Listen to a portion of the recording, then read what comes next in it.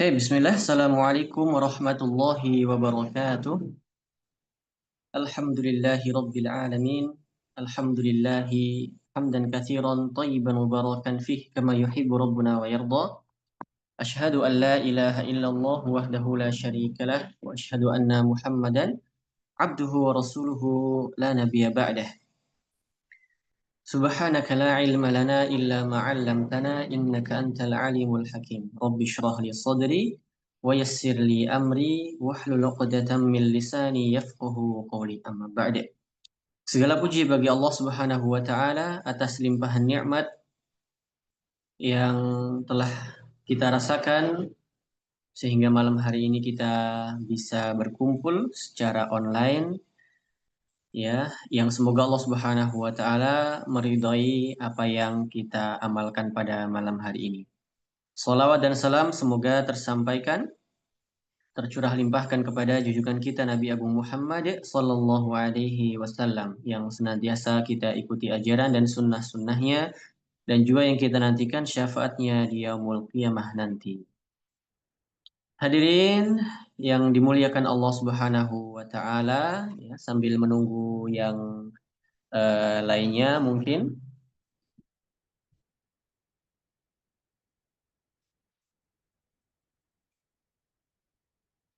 Baik. Eh, kita jelaskan dulu nih apa yang akan kita bahas pada malam hari ini. Ya, ini adalah qiraat, ya, qiraat.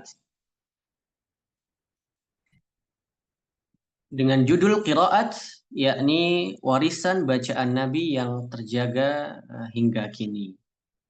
Baik, hadirin yang dimuliakan Allah Subhanahu wa taala, kalau kita bahas mengenai qiraat, sebagian kita mungkin agak asing terdengar di telinganya, ya, tapi juga sebagian yang lain mereka eh, merasa itu biasa saja, itu ilmu yang ada sejak dahulu kala dan mereka kemudian mempelajarinya di kemudian hari.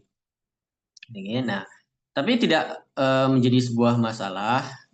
Nah, tujuan kita mengadakan kelas ini adalah membahas tentang qiraat, walaupun ya hanya sebatas muqaddimahnya saja atau pembukaannya saja, ya, atau bahasa kasar lainnya adalah baru kulitnya saja. Itu pun bukan kulit-kulit yang ya yang tebal-tebal, ya, karena emang materi ini kami desain agar mereka yang awam yang belum pernah sama sekali mendengar apa itu qiraat, mereka akan merasakan atau minimal sedikit memahami tentang pengertian qiraat itu sendiri.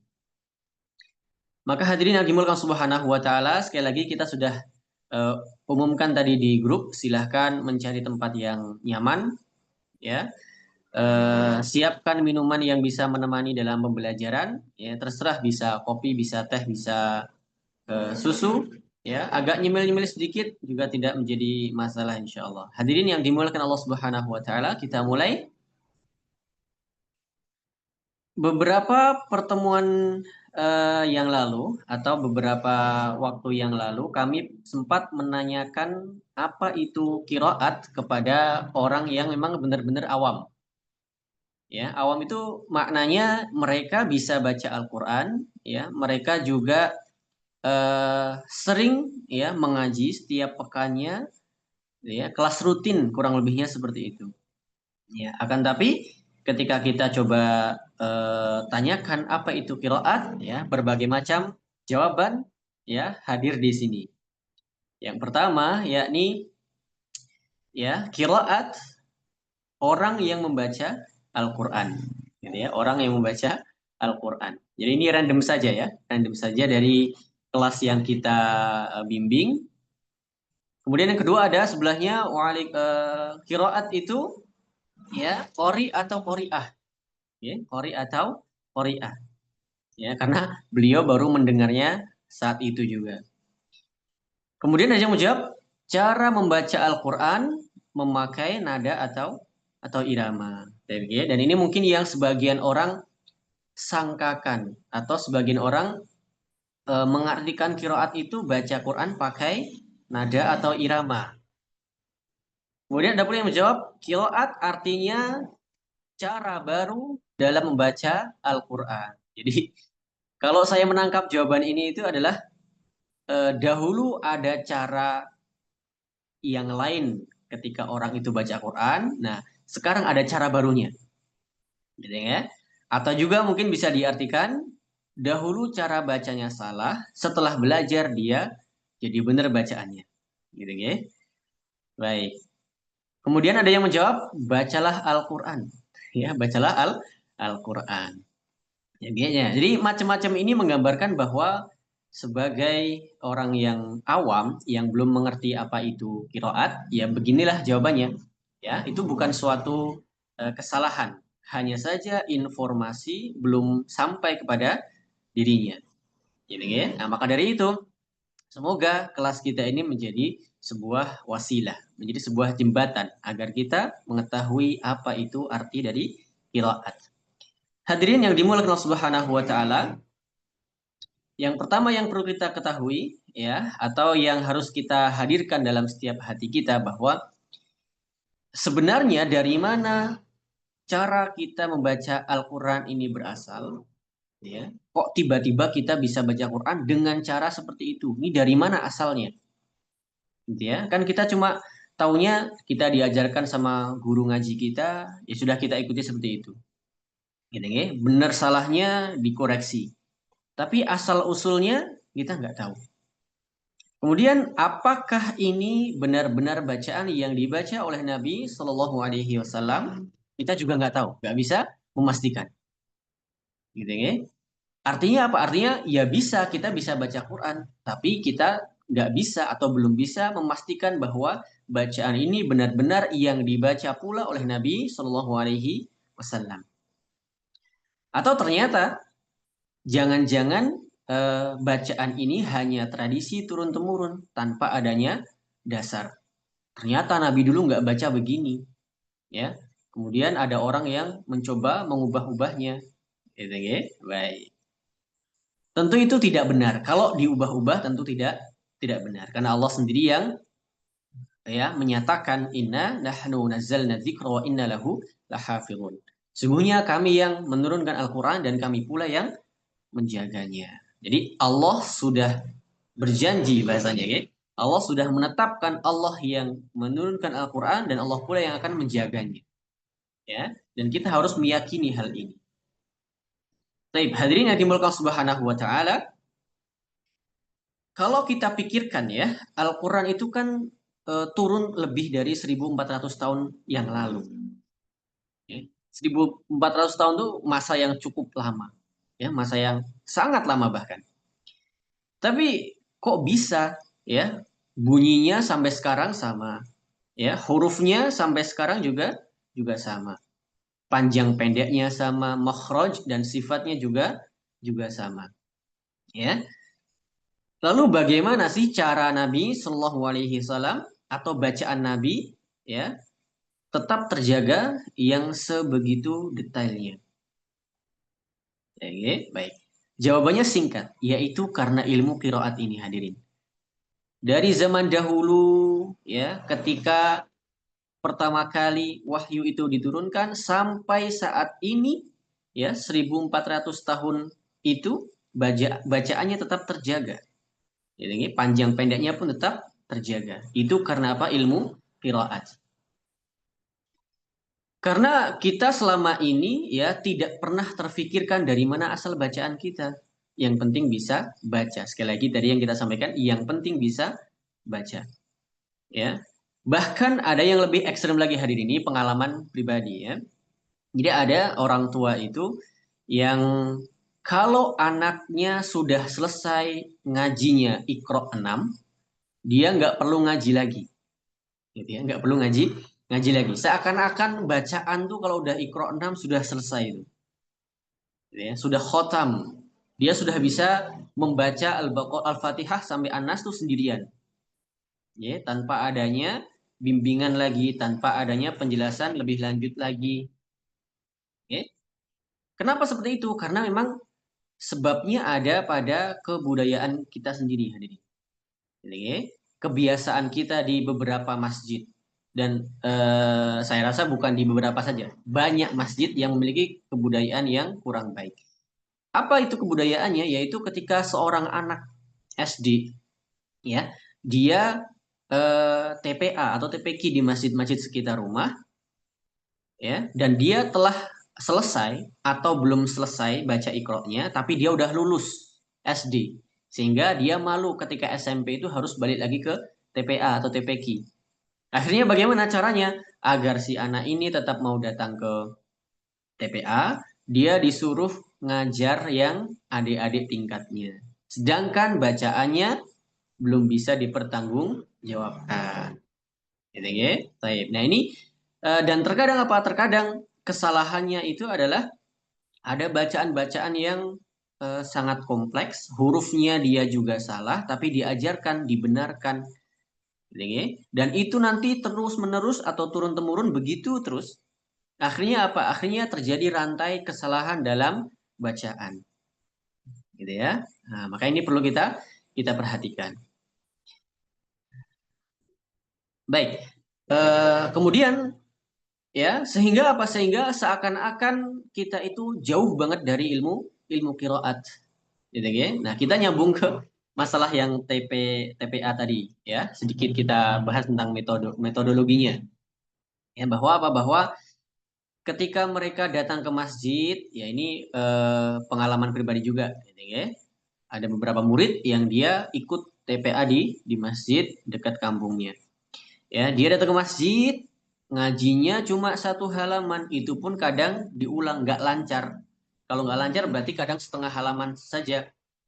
Ya, ngaji satu halaman, setengah halaman, 30 menit nggak ada. Paling ya 10 menit, 5 menit, ya 15 menit itu udah lama tuh.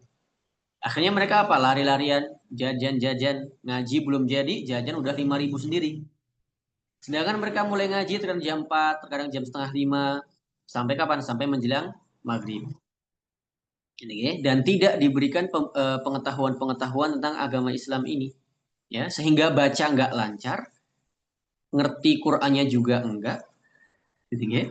Nah, jadi kalau mau disalahkan nggak ada yang bisa disalahkan.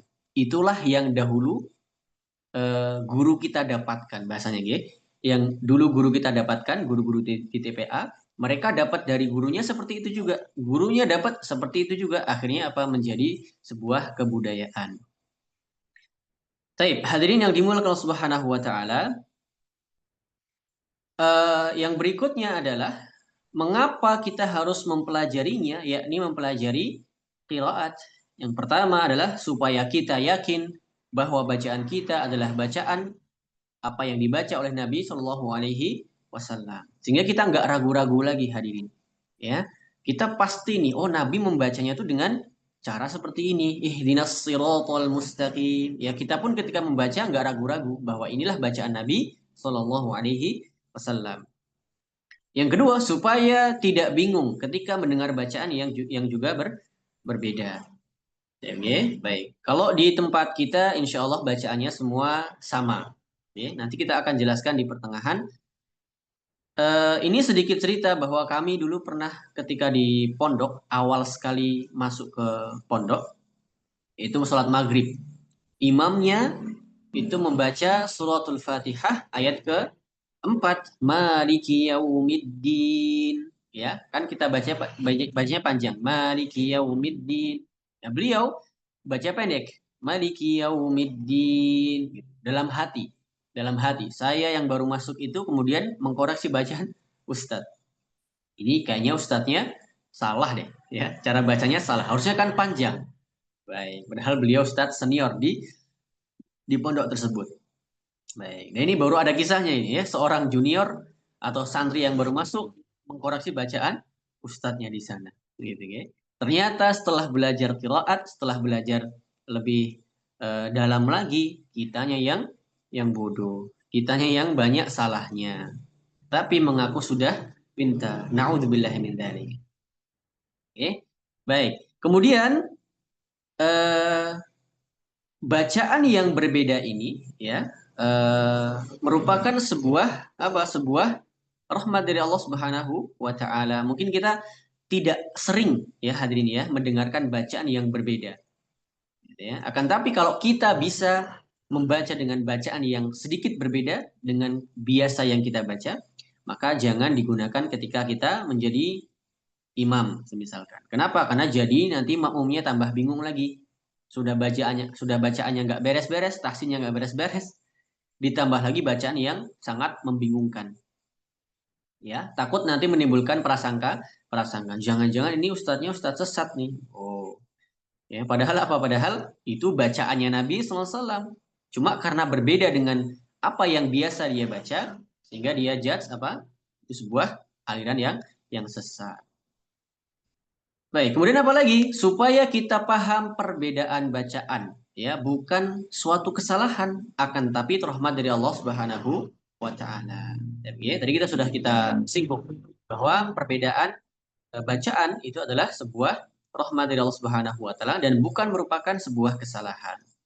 Yang terakhir, supaya kita makin cinta kepada Al-Qur'an karena ternyata penjagaannya ya itu luar luar biasa. Hadirin yang dimuliakan Allah Subhanahu wa taala. Masuk kepada pengertiannya terlebih dahulu. Qiraat ya berasal dari kata qara'a yaqra'u Qur'anan qira'atan. Yang maknanya adalah al-jam'u dan juga at-tilawah. Al-jam'u yakni mengumpulkan dan juga menghimpun.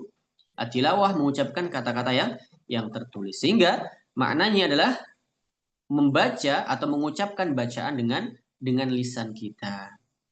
Ya ini selaras dengan firman Allah Subhanahu wa taala, "Iqra bismi rabbikal ladzi khalaq." Bacalah dengan nama Tuhanmu yang menciptakan. Ya.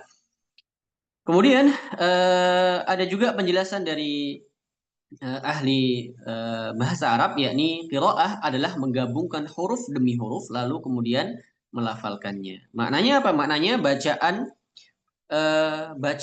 bukan sekadar melihat tulisan saja atau qiraat ini bukan hanya sekadar teori saja, akan tapi dialah yang melafalkan huruf yang tersusun sehingga jelas bahwa qiraah ini adalah amalan lisan, bukan hanya teori belaka.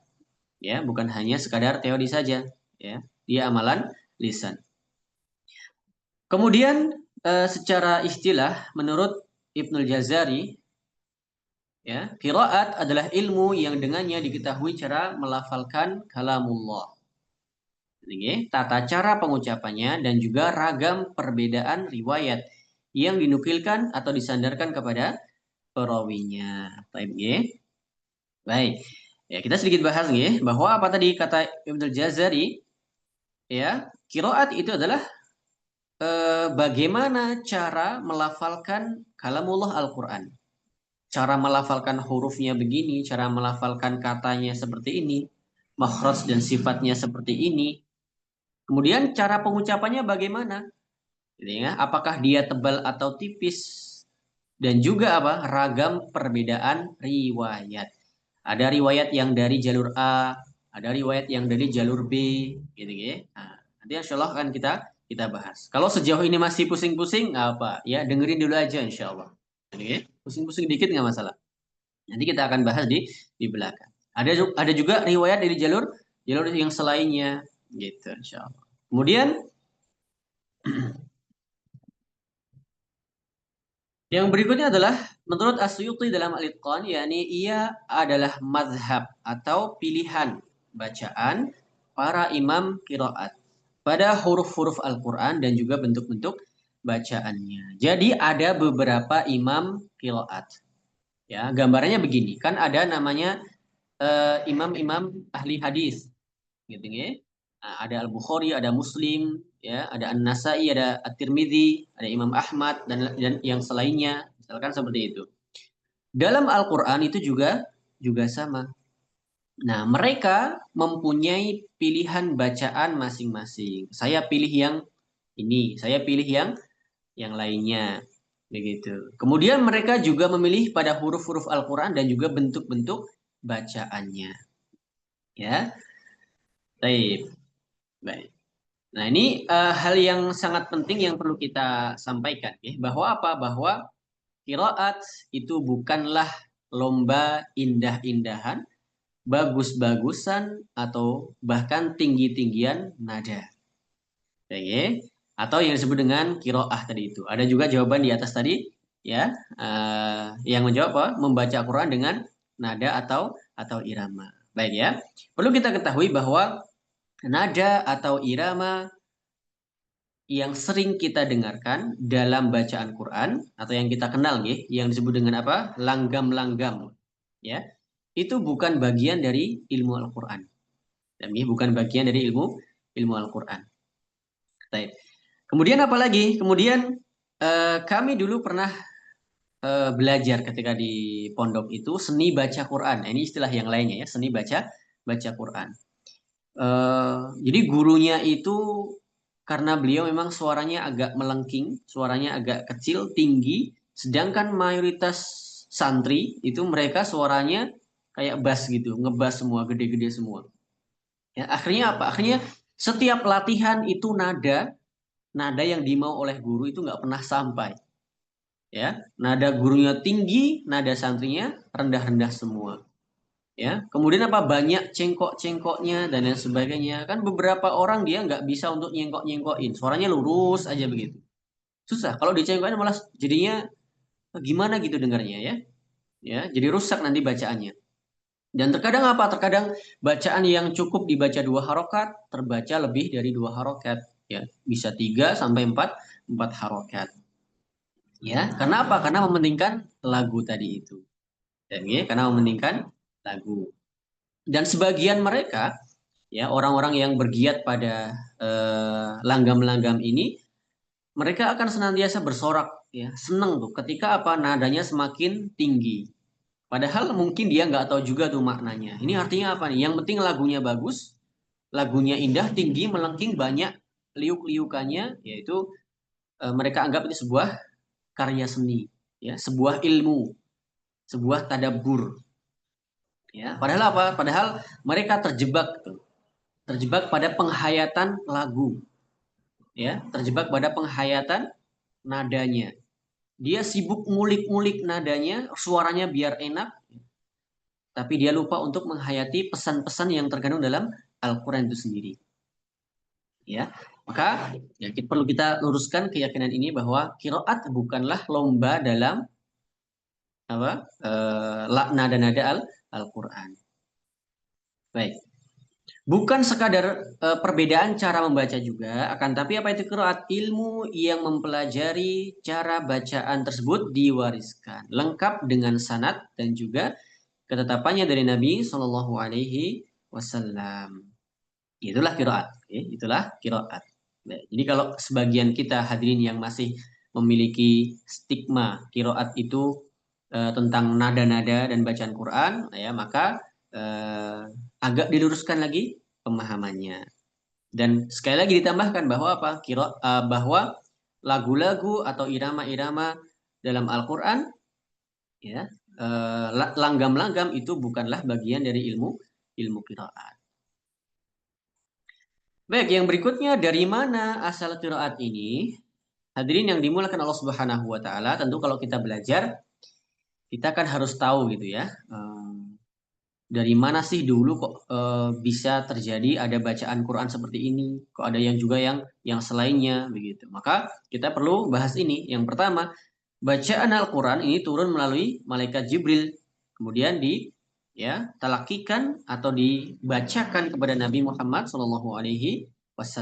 Jadi bacaan ini atau bacaan Quran itu ya tidak dibuat oleh Nabi SAW akan tapi dibacakan ya oleh malaikat Jibril. Maka Allah berfirman, "Wa innahu latanzilu rabbil alamin. Nazala bihi ruhul amin ala qalbika litakuna minal munzirin." Dalam surah Syura ayat 192 sampai 194. Sungguhnya Al-Quran itu benar-benar diturunkan oleh Rob seluruh alam. Dibawa oleh siapa? Oleh Ruhul Amin, yakni malaikat Jibril. Kemana? Ke dalam hatimu wahai Muhammad agar engkau menjadi pemberi peringatan. Baik ya. Jadi caranya ini, cara bacanya cara bacanya ya, itu berasal dari siapa? Dari Jibril alaihi salam yang mana Jibril menyampaikan ya pesan dari Allah Subhanahu wa taala kepada Muhammad sallallahu alaihi wasallam. Baik. Ya. Yang berikutnya sebagai penegasan bahwa Nabi itu menerima bacaan, ya. Nabi menerima bacaan, bukan menciptakan sendiri bacaan, ya, bukan menciptakan sendiri bacaannya. Baik. Dan kemudian Nabi setelah mendapatkan bacaan itu, ya, mendapatkan wahyu itu, Nabi mengajarkan kepada para sahabat, ya, di antaranya ada Abu Bakar As-Siddiq, ada Umar bin Khattab, Utsman bin Affan, Ali bin Abi Thalib, ada Ibnu Mas'ud, ada Ubay bin Ka'ab dan sebagainya. Ya, maka Allah berfirman, "Warattilil Qur'ana tartila." Ya. Dalam tafsir Ibnu Katsir, yang pertama kali mengamalkan tartil, ya, adalah siapa? Nabi Muhammad Shallallahu alaihi wasallam. Beliau kemudian mengajarkan bacaan ayat demi ayat, ya, kepada para sahabat. Gitu, ya. Nah, jadi ini urutannya begitu tuh. Kita harus pahami dulu dasar ini, ya. Jadi Al-Quran atau cara baca Quran bukan karya dari Nabi Muhammad ataupun para sahabat. Ya, ini murni dari Allah Subhanahu wa taala, diturunkan melalui malaikat Jibril. Ya, kemudian setelah itu yang ketiganya para sahabat mengajarkan kepada tabi'in, ya, kemudian turun lagi kemudian para imam qiraat, ya, menghimpunnya, dikumpulkan semua ilmunya, ya, dikumpulkan semua teori-teorinya sehingga sampailah ilmu qiraat ini kepada kita semua, ya, kita mempelajarinya. Hadirin yang dimuliakan Allah Subhanahu wa taala. Taib. Ada dua hadis, ya, yang menceritakan bagaimana Allah Subhanahu wa taala itu menjaga Al-Qur'an, dan ini sebagai bentuk apa? Bentuk bahwa memang benar-benar Nabi bukan sebagai orang yang membuat Quran atau membuat bacaan itu sendiri. Dari Ibnu Abbas radhiyallahu anhu, ya, beliau berkata, Rasulullah SAW adalah manusia yang paling dermawan, dan beliau lebih dermawan lagi pada bulan Ramadan. Ketika Jibril menemuinya, ya, Jibril menemuinya setiap malam di bulan Ramadan, lalu mudarosah atau tadarus, ya, bersama beliau. TMG. Nah, di sini menunjukkan apa? Tadarus bersama Jibril setiap tahun. Maknanya setiap Ramadan itu Nabi Shallallahu Alaihi Wasallam, ya, tadarus bersama Jibril, ya, setoran bacaan, setoran bacaan. Kemudian tadarus di sini adalah mengulang, membaca dan juga meninjau bacaan Al-Quran. Ditinjau ini bacaannya pakai yang cara A atau cara yang lainnya. Ya, hurufnya ini apakah pakai yang panjang atau yang pendek? Ya, nah itu diulang-ulang terus. Setiap setahun sekali di bulan Ramadan. Dan Jibril menemui Nabi itu setiap malam. Ya, setiap malam di bulan Ramadan. Sampai kapan? Sampai khotam sekali di bulan Ramadan. Ya, jadi setiap malam tuh nyicil tuh, ya, beberapa juz kalau kita baca bahasa sekarang, ya, beberapa juz, ya. Kemudian sampai, ya, 30 juz khotam di bulan Ramadan itu. Kemudian masih dari sahabat yang sama, Ibnu Abbas radhiyallahu anhu, Jibril memperdengarkan meninjau, ya, Al-Quran kepada Nabi Shallallahu Alaihi Wasallam setiap tahun satu kali. Ya, ini penegasan dari hadis yang sebelumnya. Namun pada tahun itu, yakni maksudnya adalah tahun wafatnya Nabi SAW, Jibril meninjaukan Al-Qur'annya atau mengecek bacaan Qur'annya, ya. Qur'annya siapa? Nabi SAW itu 2 kali. Ya, aku, kata Ibnu Abbas, tidak memahaminya kecuali itu tanda ajal Nabi telah dekat. Ya, baik, insyaallah, ya. Yang pertama, ada beberapa kesimpulan di sini. Jadi setiap tahun tadarusnya berapa kali? 1 kali. Ya, setiap tahun satu kali. Setiap bulan Ramadan. Tapi tahun terakhir, tahun di mana Nabi SAW wafat, tadarusnya 2 kali. Artinya dalam satu Ramadan, ya, khotamnya berapa kali? 2 kali. Ya. Nah, ini menegaskan bahwa kata Ibnu Abbas, ya, ini adalah tahun wafatnya Nabi Shallallahu Alaihi Wasallam. Gitu, ya. Maka ini juga plus menjadi dalil penjagaan Allah Subhanahu Wa Taala terhadap Al-Quran. Karena apa? Sebelum wafat, bacaan beliau ditinjau 2 kali sampai tidak ada yang salah, memastikan ini penjagaannya detil oleh siapa? Malaikat Jibril. Maka dari hadis ini kita agak terbuka hadirin ya. Pemahaman kita lebih terbuka lagi. Nabi SAW ya menjaga Al-Quran atau mendakwahkan Al-Quran yaitu penuh dengan perjuangan. Ya, penuh dengan perjuangan. Maka kalau kita ingin meniti ya cara belajarnya Nabi dan para sahabat, maka harusnya ya penuh dengan apa? Perjuangan juga. Ya. Jadi kalau masih cuaca dingin, hujan gitu ya. Nah, maka berangkat saja kita ke pengajian Al-Qur'an. Atau kalau kita punya Quran di rumah kita, ayolah dibaca. Ya. Ya, ayolah dibaca. Bahkan sebagian kita mungkin punya Quran tuh bukan cuma satu saja. Ya, di kamar ada satu, di ruang tamu ada satu, ya. Di mana lagi tuh satu, berceceran, tapi nggak pernah dibaca sama sekali. Auzubillah hadirin, ya. Kita perlu introspeksi untuk hal itu. Nah, ini inti dari penjelasan kita pada malam hari ini agar kita lebih mengenal, gitu ya. Nah, mengenal siapa itu imam-imam qiraat. Bukan tujuannya untuk apa bahasanya ya? eh, taklid ya atau dengan bahasa lainnya itu kita mendamba-dambakan bukan, tapi agar kita lebih mengetahui jalannya, lebih mengetahui jalur-jalurnya. Sebagaimana yang kita telah sampaikan di awal tadi, kita ini lebih kenal dengan imam hadis, imam kiroat atau imam Qur'annya kita nggak begitu kenal. Ya, ya. Bukan berarti kita membandingkan Quran dengan hadis, ya. Dua-duanya tentu baik, ya. Dua-duanya sangat baik, Insya Allah. Gitu ya. Akan tapi kenapa kita nggak pernah mendengar ya nama-nama imam-imam qiraat? Gitu ya. Bahkan mungkin sebagian kita baru kali ini kita dengar imam qiraat. Ada Imam Nafi' Al-Madani, insyaallah. Gitu ya. Beliau adalah Abu Ruwaim Nafi' Ibn Abdurrahman gitu ya, bin Abi Nuaim Al-Laitsi Al-Kanani Al-Madani. Ya. Beliau tinggal di mana? Di Madinah Al-Madani. Kemudian wafat ketika di tahun 169 Hijriah. Ya, beliau menjadi imam dan guru besar bacaan Al-Quran di Masjid Nabawi. Itu Imam Nafi' Al-Madani. Yang kedua ada Imam Ibnu Katsir Al-Makki. Ya. Al-Makki berarti maknanya dia di Makkah. Dikenal sebagai guru bacaan Quran di Makkah. Ya, dan salah satu imam dari 7 qiraat yang kitab dan riwayatnya sangat dihormati oleh para qurra, ya, para pembaca Al-Quran, para pembelajar Al-Quran. Yang ketiga ada Imam Abu Amr Al-Basri dari daerah Basrah. Ya, Basrah itu Irak bagian selatan. Ya, dikenal sebagai ahli bahasa dan juga qiraat.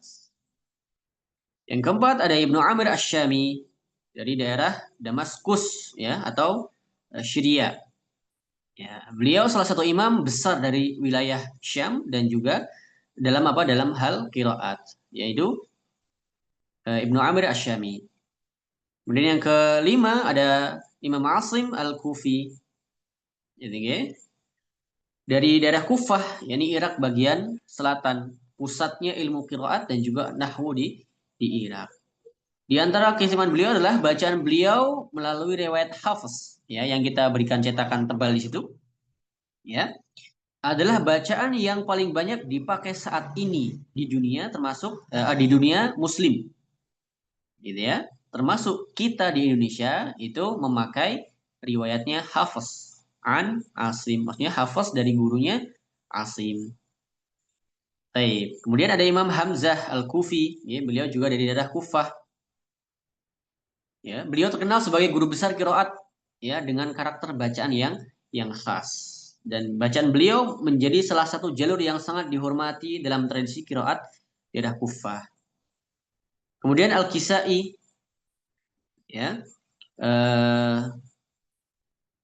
Beliau dikenal sebagai ahli qiraat sekaligus ahli nahwu atau bahasa bahasa Arab. Banyak karya dalam qiraat dan bahasa Arab ya, bahasa Arab. Murid-muridnya juga banyak dan bacaan beliau menjadi jalur standar dalam tradisi Kufah. Ya. Nah, jadi sekali lagi kita mengenal imam qiraat ini ya tujuannya agar apa?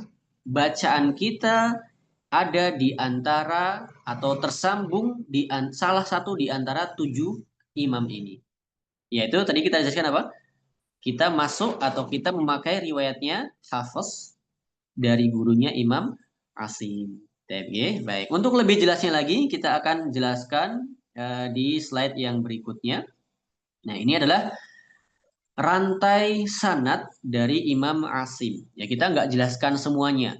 Kita jelaskan yang kita pakai saja.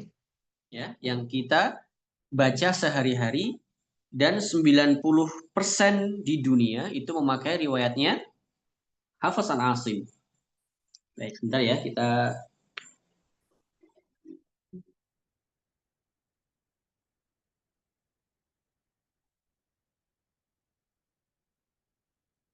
tape.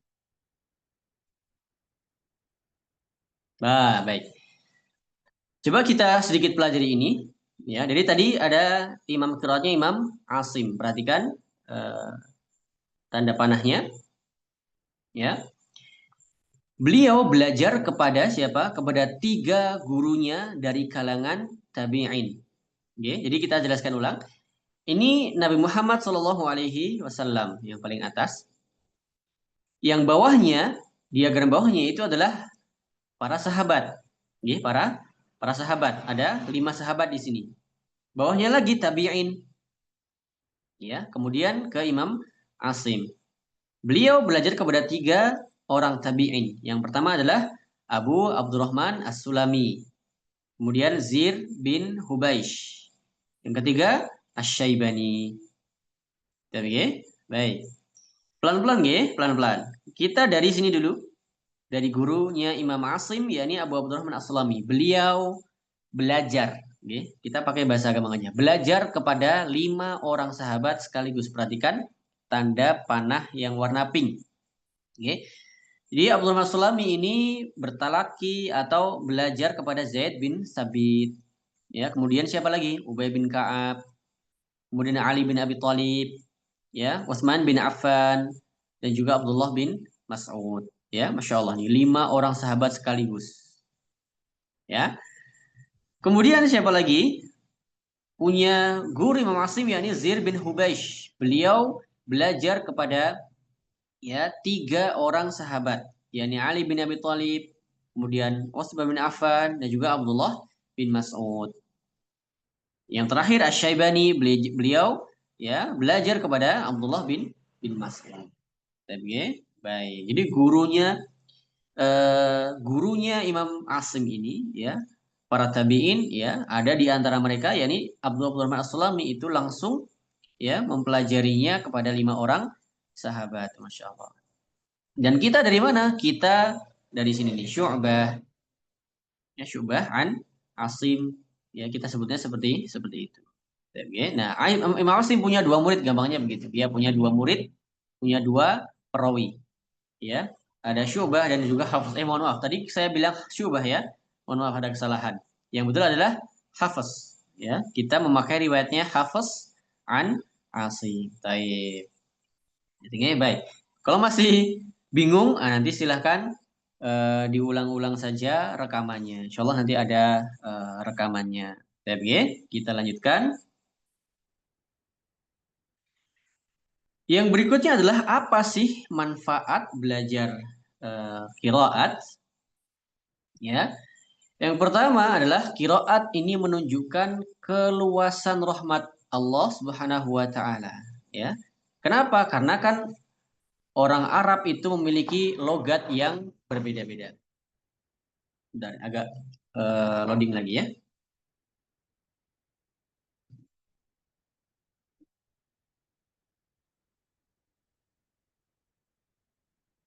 Baik.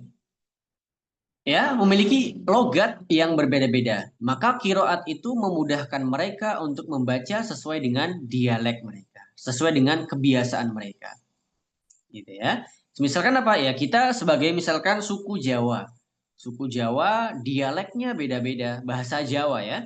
Dialeknya beda-beda. Ada yang dialeknya itu ngapak, ada yang dialeknya Jawa Timuran, ada yang dialeknya lebih halus lagi ya. Solo, Jogja dan sekitarnya, misalkan seperti itu ya. Arab pun sama, mereka punya banyak kabilah. Ya, kabilah itu ya suku lah kita bahasanya, ya, suku-suku. Yang mereka punya logat ya atau dialek yang berbeda-beda, ya. Maka qiraat ya itu juga menyesuaikan dengan bacaan mereka, ya.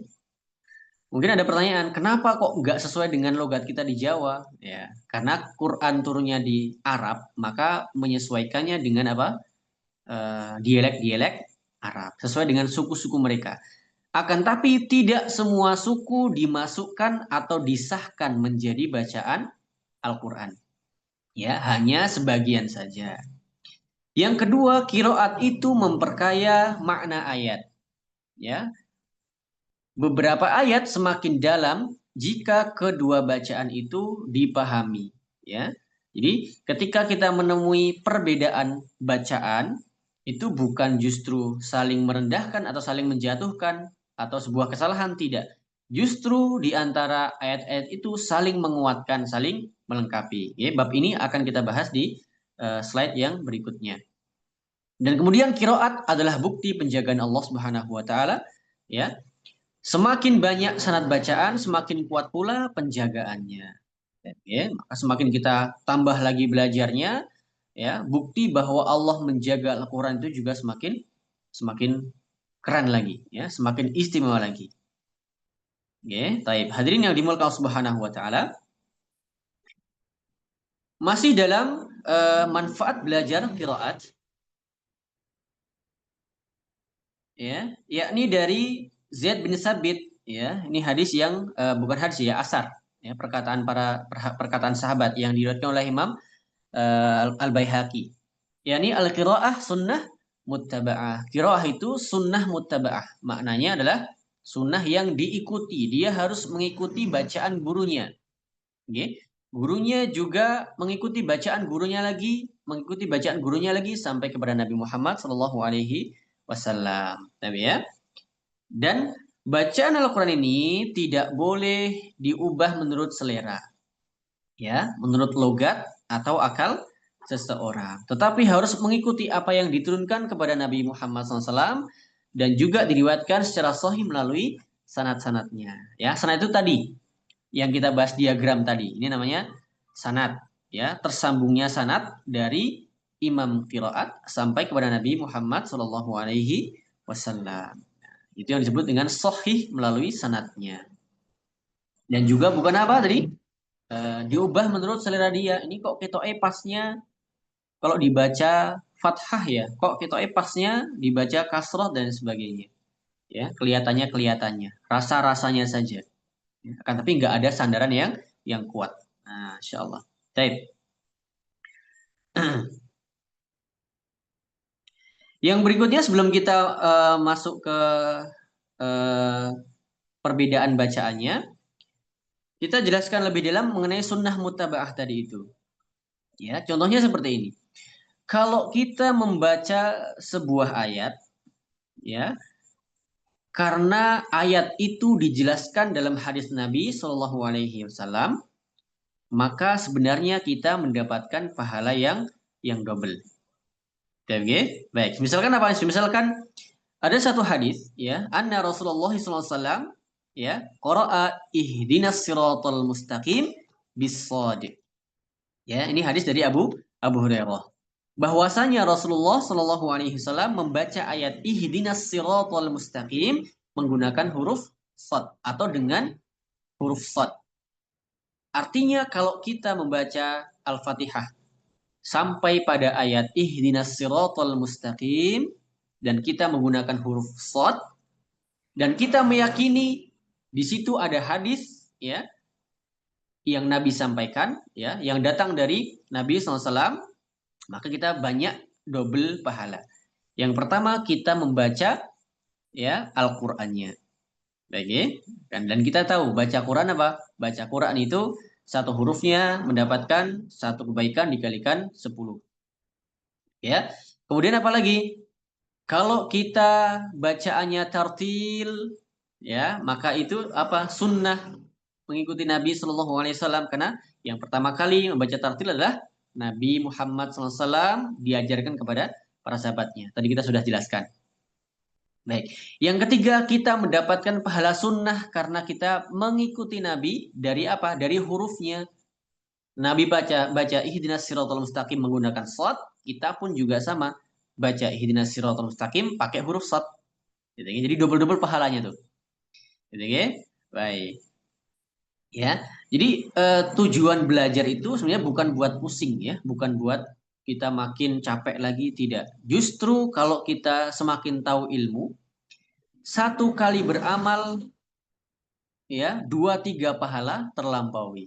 Baik, gitu ya. Satu kali beramal 2-3 pahala terlampaui. Pahala wajibnya dapat ya, wajib kalau kita dalam sholat jamaah atau sholat sunnahnya kita kan rukun tuh baca Al-Fatihahnya. Nah, itu wajib dapat pahalanya di sana. Ya. Kemudian sunnah-sunnahnya pun dapat ya. Nabi membaca dengan tartil, kemudian membaca dengan huruf shad di antaranya seperti itu. Insyaallah ya. Nah, itu dia sunnah muttaba'ah. Sunnah yang harus mengikuti di antara guru-guru kita. Sedangkan kalau kita ngaji nggak punya guru, ya kita nggak ada yang menjelaskan seperti ini hadirin. Ya, kita mau tanya-tanya siapa? Kadang yang kita tanya juga nggak tahu orangnya bagaimana jelaskannya. Oke, Ustaz, ya. Maka pentingnya kita punya guru. Baik, hadirin yang dimuliakan Allah Subhanahu wa taala, masuklah kita kepada perbedaan bacaannya. Nah, kalau dari awal tadi sampai slide sebelumnya masih bingung-bingung, nah kita praktik langsung. Ya, kita akan langsung jelaskan di sini. Coba diperhatikan ada Al-Fatihah ayat 4 pada kalimat Maliki Yaumiddin. Oke. Kita atau riwayat Hafiz membacanya dengan mimnya panjang. Maliki, Maliki. Yang mananya apa? Pemilik. Maliki Yaumiddin, pemilik hari pembalasan. Gitu, kalau Imam Nafi' ya melalui jalurnya Qalun dan yang lainnya, mimnya dibaca pendek hadirin. Maliki, ya, Maliki. Terbaca apa? Maliki Yaumiddin. Kalau ma-nya panjang, artinya pemilik. Kalau ma-nya pendek, artinya raja. Gitu ya. Mananya bagaimana? Maliki Yaumiddin. Allah memiliki hari pembalasan. Ya, Allah sang pemilik hari pembalasan. Kalau Maliki Yaumiddin, Allah adalah raja pada hari itu atau hari pembalasan. MG, baik. Kalau digabungkan ini maknanya makin kuat lagi hadirin. Dan keduanya ini sahih mutawatir dan maknanya saling melengkapi. MG bahwa apa? Bahwa Allah itu selain dia raja, dia juga memiliki hari pembalasan. MG, nangkap di sini ya. Baik, Allah selain dia raja, plus dia juga memiliki hari pembalasan. Jadi bukan ada yang lainnya yang punya hari pembalasan, tidak. Itu semua milik Allah, raja dan pemilik. Kenapa? Karena tidak semua raja itu memiliki. Ya, tidak semua raja memiliki. Dan tidak setiap pemilik, setiap orang yang memiliki itu adalah raja. Ya, baik. Ya, itu gambaran singkatnya atau analoginya atau penggabungan keduanya seperti itu. Baik ya. Baik, itu kata yang pertama. Maliki yaumiddin. Ada yang baca Maliki yaumiddin. Kalau kita membaca dengan Maliki yaumiddin. Tapi ya. Baik. Kemudian perbedaan bacaan yang kedua, yakni pada surah Al-Hujurat ayat ke-6. Ya ayyuhalladzina amanu in ja'akum fasiqum binaba'in fatabayyanu. Di pada kalimat fatabayyanu. Kalau kita melalui riwayat Hafiz, fatabayyanu maknanya adalah dalamilah kebenarannya. Jadi ya. Dalam riwayat yang lain, yakni Imam Hamzah dan Al-Kisai membaca dengan fatasabbatu. Ya, fatabayyanu. Kalau kita imam yang lainnya Hamzah Al-Kisai fatasabbatu. Maknanya apa fatasabbatu? Pastikan dengan teliti. TMG, coba kita perbesar. Ini kalau seandainya hadirin, kita hilangkan semua titiknya dan juga harokat-harokatnya, ya, itu akan sama. Entah itu terbaca fatabayyanu atau fatasabbatu, ya, itu dua-duanya akan terbaca dengan sama. Ya bisa fatabayyanu, bisa fatasabbatu. Ya, secara makna tentu ini berbeda. Kalau fatabayyanu, dalamilah kebenarannya, ya maknanya cek dengan klarifikasi. Kalau kita dapat kabar-kabar, ya, yang sekiranya bisa mengundang apa bahasanya ya, mengundang zon atau prasangka-prasangka, maka klarifikasi dulu. Dan juga fatasabbatu dengan cara ketelitian ya yang mendalam. Gitu ya. Teliti dulu sebelum kita meyakini itu, maka fatabayyanu klarifikasi dan juga fatasabbatu cara mengklarifikasinya apa dengan ketelitian yang mendalam. Ya, dua mana yang berdekatan, gitu ya, tidak kontradiktif. Baik. Perbedaan yang ketiga, dan kita hanya menyampaikan 3 perbedaan bacaan saja insya Allah pada malam hari ini, yakni pada surah Humazah ayat ketiga. Pada kalimat yahsabu annama lahu akhladah, pada kalimat yahsabu. Ini mayoritas imam qiraat memilih membaca yahsabu. Sinnya, huruf sinnya difathahkan. Yahsabu. Kalau Abu Amr, ya, ini menggunakan kasroh yahsibu. Baik ya, yahsibu. Nah, disinilah letak dari dialek tadi itu. Tapi ya, ini secara makna tidak berbeda. Maknanya sama saja, yakni menyangka. Ya, dia menyangka bahwa hartanya akan membuatnya kekal. Cuma suku Quraisy ya membaca dengan yahsabu. Yahsabu. Ya, kemudian kalau Abu Amr dan beliau sering mengambil bacaan dari suku-suku Huzail dan juga Qais, yakni dibaca yahsibu. Ya, yahsibu. Sebagai catatannya, kita nggak boleh asal-asalan dalam menerapkan hal seperti ini, gitu nggih? Baik, ikuti apa yang ada dalam Al-Qur'an saja. Gitu nggih? Ikuti apa yang ada dalam Al-Qur'an. Baik. Nggak boleh kita baca-baca sendiri. Misalkan, oh yahsabu kok boleh dibaca yahsibu, berarti kita boleh baca wassama iwat thoriq, wassima iwat thoriq misalkan, gitu ya. Dia buat sendiri. Nah, ini tidak diperbolehkan. Tapi ya harus dengan apa? Dengan ilmu pengetahuan. Tapi ya, nah, jadi yahsabu dengan yahsibu secara makna tidak berbeda. Hanya berbeda apa? Logat saja. Kebiasaan orang-orang Huzail dan Qais, mereka yahsibu. Ya, baik. Hadirin yang dimulakan Subhanahu wa taala, sampailah kita pada di penghujung ya pertemuan kita pada malam hari ini. Baik. Hadirin, mohon maaf tadi ada yang tertinggal, ya, mohon maaf ada yang tertinggal pada kalimat Maliki Yaumiddin. Mana tadi? Wah, ini kita ketinggalannya agak jauh ya hadirin ya. Mundur sebentar.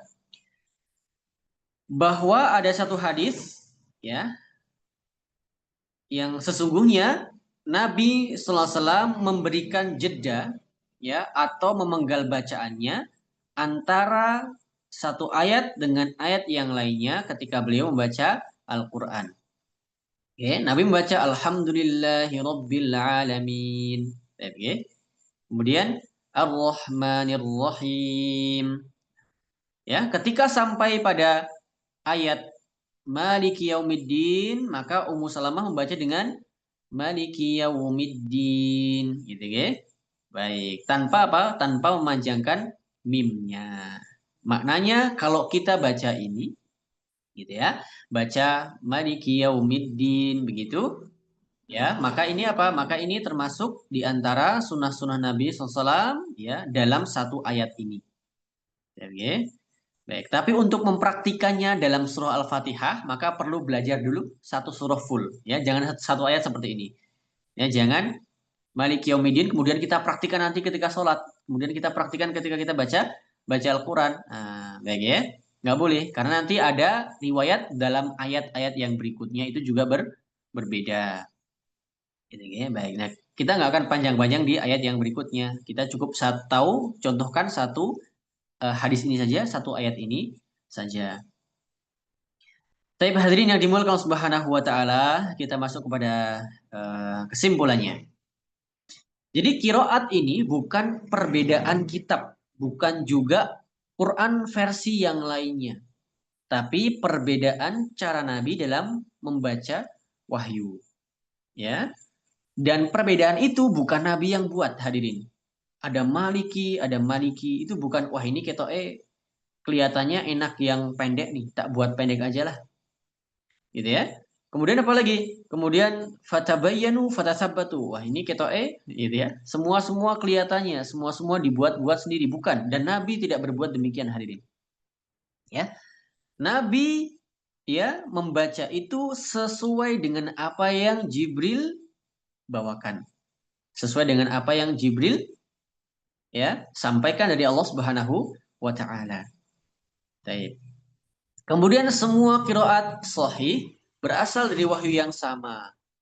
Ya, berasal dari wahyu yang sama. Semuanya yang dari 7 imam qiraat yang kita sampaikan di pertengahan tadi itu berasal dari wahyu yang sama. Yang yakni apa yang disampaikan Jibril kepada Nabi Muhammad SAW. Yang berikutnya perbedaan qiraat itu mendatangkan keindahan, kemudahan dan juga keluasan dalam tafsir. Coba hadirin. Ya. Kalau kita taunya cuma Maliki Yaumiddin, ya Allah adalah pemilik dari pembalasan, ya, hari kiamat. Tapi dengan kita mengetahui makna yang lainnya, karena cara baca yang berbeda, ya, kita sudut pandangnya juga lebih luas lagi. Oh, ternyata Allah itu bukan cuma menguasai saja, beliau juga sekaligus rajanya di hari pembalasan. Beliau Allah Subhanahu wa taala berhak, ya, berhak atas hari pembalasan itu. Terserah Allah Subhanahu wa taala mau dibuat apa hari esok itu, ya, atau manusia di padang mahsyar atau di hari kiamat mau dibuat seperti apa, itu terserah Allah Subhanahu wa taala, raja, ya. Yang terakhir, qiraat adalah bukti nyata bahwa Al-Qur'an terjaga sepanjang masa. Ya, buktinya seperti itu. Para ulama nih hadirin, kalau kita cermati, mereka ini ya berjuang dalam menjaga Al-Qur'an sangat luar biasa. Gitu ya, mereka harus berpindah dari daerahnya, belajar terus-menerus setiap harinya. Untuk apa? Agar Al-Quran ini sampai kepada kita hadirin. Gitu ya. Ya. Maka kalau kita sudah mengetahui ilmu ini, ya dijaga hadirin. Ya, dijaga dalam hati kita. Tingkatkan keimanan kita dengan Al-Quran ini. Ya. Segala sesuatu yang berkaitan dengan Al-Quran akan banyak sekali keberkahannya hadirin. Gitu ya. Apalagi didukung dengan adanya hadis Nabi Shallallahu Alaihi Wasallam. Akhirnya apa? Akhirnya kita tadi, ya, sekali kita beramal 2-3 pahala terlampaui. Kalau kita ngerti apa dua kuncinya, Al-Quran, ada hadisnya. Ya, tentu kita belajar melalui para ulama, ya, dari para guru-guru kita. Seperti itu hadirin yang Allah Subhanahu Wa Taala. Sebagai penutup, yakni ketika kita membaca Al-Quran, ya, pada hari ini, maka bacaan itu bukan sembarang bacaan. Bacaan itu adalah warisan asli dari Rasulullah Shallallahu Alaihi Wasallam yang dijaga Allah melalui rantai kiroat yang sangat teliti. Kalau kita bicara soal warisan hadirin, manusia pada umumnya dia akan semangat kalau mendengar kata warisan. Hanya saja warisan apa dulu nih? Yang ramai kan biasanya kalau yang semangat kan kalau warisannya duit nih, uang, harta, gitu ya. Tapi kalau warisannya ilmu, ilmu buat apa sih? Ya, ilmu buat apa sih? Tapi kalau kita ya orang yang beriman, justru ilmu yang akan menyelamatkan kita dunia dan akhirat hadirin. Sedangkan harta, terkadang orang dia sebelum dapat harta warisan tuh beriman, ya. Tapi setelah dapat, oh ternyata ayah saya itu orangnya kaya, orang tuanya itu orang yang sangat kaya, dapatlah harta warisan. Nah, gelap mata, gitu ya, gelap hati. Semua jadi hedon dan sebagainya. Ya, sehingga apa itu mencelakakan dia, dunia bahkan akhirat. A'udzubillah hadirin. Maka ketika ini adalah warisan dari Nabi sallallahu alaihi wasallam, kita harus semangat mempelajarinya.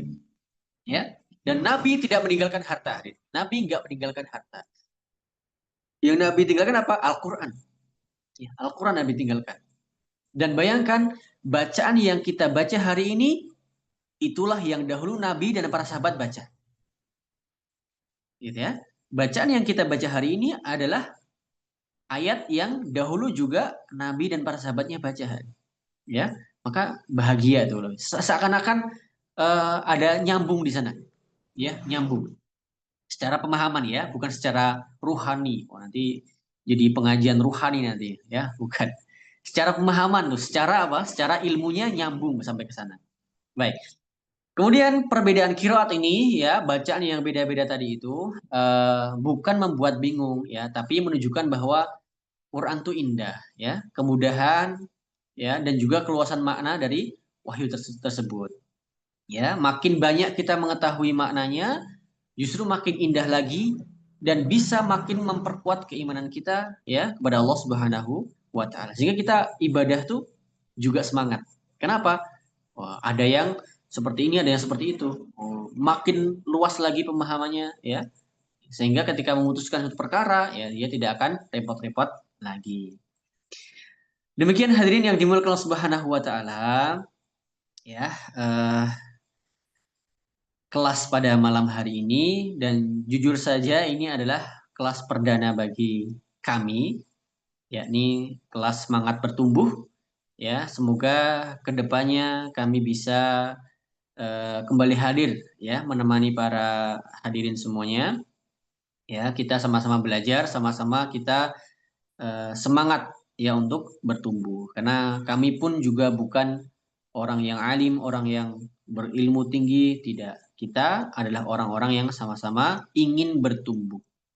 Yang dahulunya kita mungkin punya banyak dosa dan kemudian kita ingin kembali kepada Allah Subhanahu wa taala.